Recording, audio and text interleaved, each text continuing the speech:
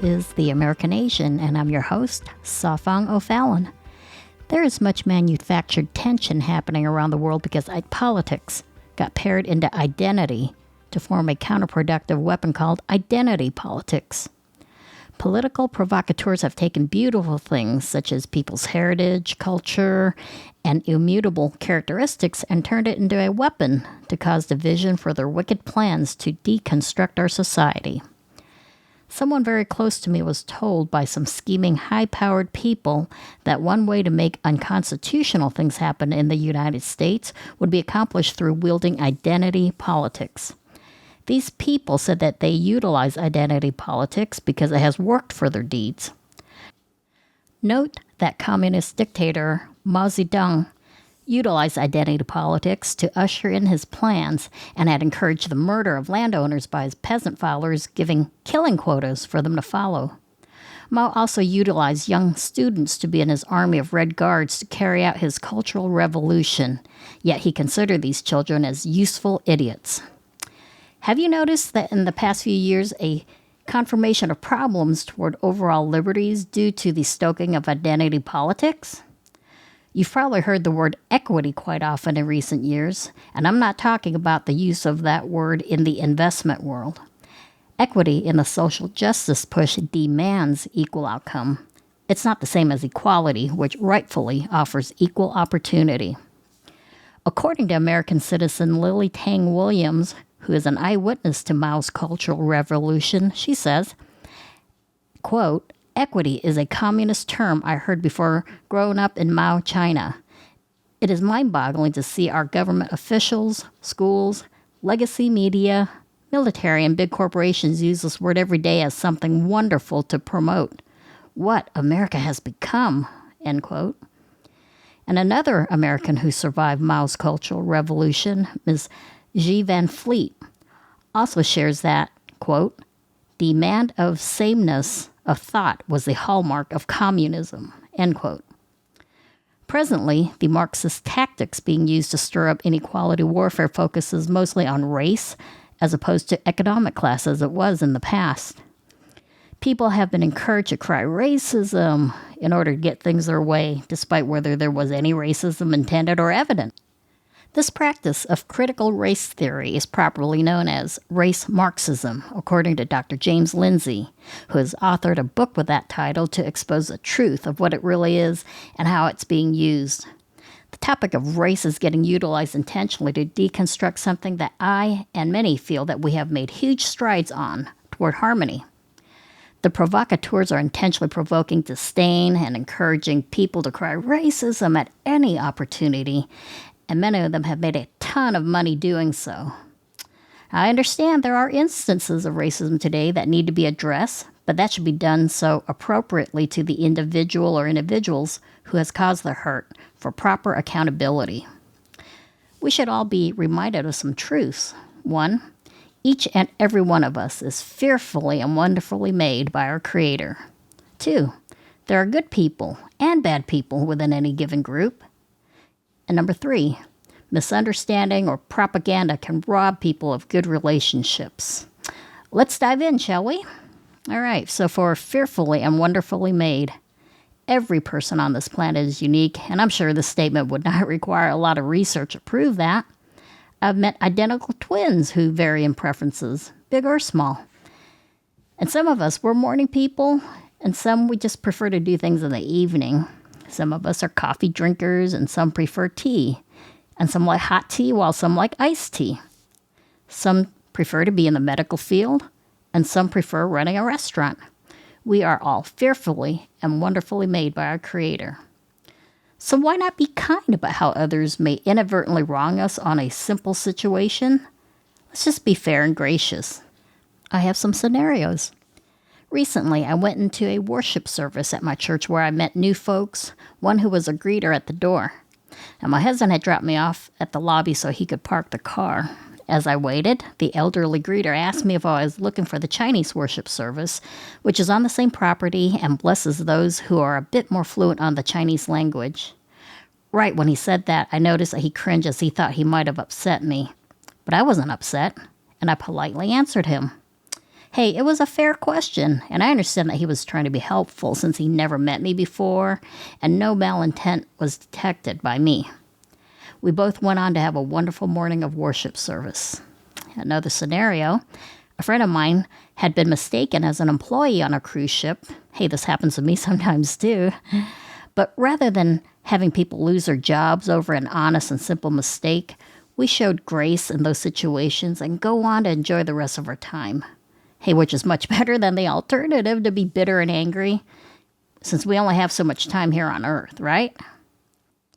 Now, another truth regarding good or bad. Now, have you ever met nice people within the Asian culture? I'm sure you've met some Asians who weren't so nice either, right? I know I have. So among the Asians, were they a specific nationality? Were they Chinese, Vietnamese, Japanese, Indonesian, Cambodian, or Thai? Even among the Chinese, there are different ethnicities of Chinese, such as Han, Uyghurs, Manchu, etc. So would it be right to say, I don't like Asians because of fill in the blank? Now, I understand sometimes stereotypes can come about, and they don't all have to be a source of tension, but at times a source of a chuckle, since sometimes the likelihood of something could be true, such as Asians being great at math and yet be funky drivers. Okay, the last one, I'm speaking for myself, okay? Now, I chuckle because it's funny, as there may be a high percentage of truth to those notions. Well, not 100%, of course. However, I do appreciate the general notion that Asians are studious and diligent workers because many of us have been brought up to do so. Nonetheless, I still agree that you look at the merits of the individual for hiring or school admission because that would be prudent overall. We do have choices in the good and bad. A, forgiveness. It can set you free. Now, my late mother had lived through much turmoil and pain caused by Japan's attack over China when she was a child. When I found out how deep her disdain was toward the Japanese of today, due to the loss of some relatives and property from last century's attack, I reminded my mom that today's innocent people had nothing to do with what had happened. By the grace of God, she had let her anger and disdain go, and the peace I witnessed was such a beautiful thing. She and my late aunt got to enjoy some orchid farms in Japan together years ago, and that was able to come about because my mom's heart was set free. B, in the topic regarding Asian hate, hey, I sense that it's being utilized as a way to stoke hard feelings rather than to actually help matters. I don't get the sense that just because you proclaim stop Asian hate that it will get someone who has a wicked heart to just say, oh, okay, I'll stop. Seems to me that there is some exploitation in play because certain people and politicians only profess their concern if it is a white person bringing harm to Asians and seem to show no concern at all when it isn't. So why don't we just focus on stopping harmful hate in general? C, when I'm at the gym, I meet ladies from many different Asian ethnicities. Most of us delight in getting to know each other, about each other's heritage. And one time I had a sweet Filipino girl ask me in broken English, "What brand of Asian are you?" We went on to have joy in getting to know one another. Yes, I'm a very proud American citizen, but I'm also very proud of my heritage. Third truth, there are misunderstandings or propaganda. Sometimes what we heard growing up can lead us to feel a certain way about a group in general. With the current push in companies and the workplace demanding diversity, equity, and inclusion, or else face consequences, it gets people thinking extraordinarily about race rather than ability or merit. I'm going to share a story about a wonderful friend who I have gained high respect for, so that what he stated may be a blessing to you. Taken straight from Gaston Meredith's social media post, there was a beautiful thing that happened once misunderstandings were addressed. Quote, "I experience racism to this day, but I am not an oppressed person. Just as I do not believe all white people are racist, neither should you stereotype all black people. Years ago, I had to check myself on how I felt about white people because of my past experiences growing up. Whites said things to me that were racist, and I said things to them that was hateful. I've been chased, punched, guns pulled on me. I can go on and on. Some of my Coast Guard shipmates were racist in the past, and I didn't like them either. But we talked about the environment of what shaped our thinking as youth that caused us to believe what we learned. But we figured out that what we were taught was a lie, and therefore we think differently now. We all have the same grandparents, Adam and Eve. Every man will give an account for his life on earth, end quote. That was quoted from Gaston Meredith. And there was a time when someone tried to school me about racism on a mutual friend's social media post not that long ago. For at that time, my profile pic didn't show my face, but rather that of a white man who I was giving tribute to. So when I had made the comment about the racial tensions that was occurring at that time, I said, I do not condone the exploitation of race, and that we should look at the color of a person's heart more than we look at the color of their skin. Well, then this lady replied to me with a meme that said the following: I see no color is not the goal. I see your color and I honor you. I value your input. I will be educated about your lived experiences. I will work against the racism that harms you. You are beautiful. Tell me how to do better. Now that's the goal. Okay, that was the meme she sent me. Now my response to that was, hey, how about working against anything that harms one? In fact, I invite all and any caring folks reading this to become aware and honor those who are being harmed every day. Little kids who are victims of sex trafficking. This organization helps little girls from Haiti, Thailand, and Cambodia. And then I gave them the link to the organization. And then after I posted some other links by civil rights veteran Dr. Bob Woodson, who rejects claims of systemic racism and denounced using race in order to damage things, I noticed that she removed all her comments from that entire post. Interesting.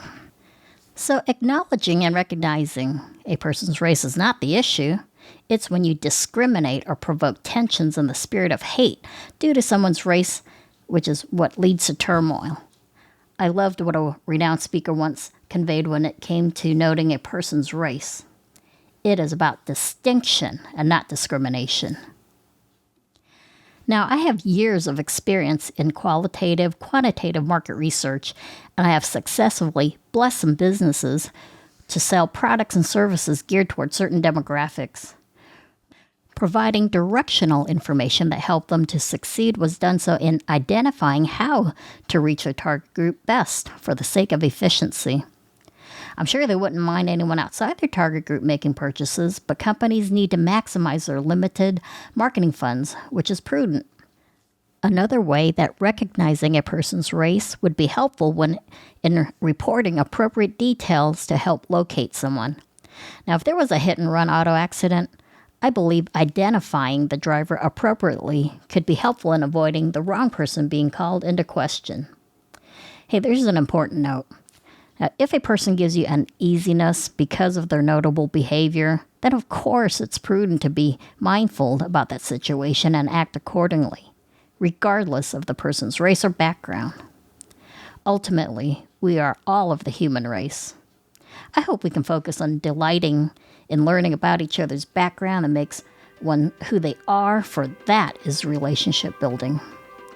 Let not the provocateurs manipulate us for their nefarious purposes. Remember that we were all fearfully and wonderfully made. I'm Sau Fong O'Fallon, and I will see you next time at the American Asian. Have a great day.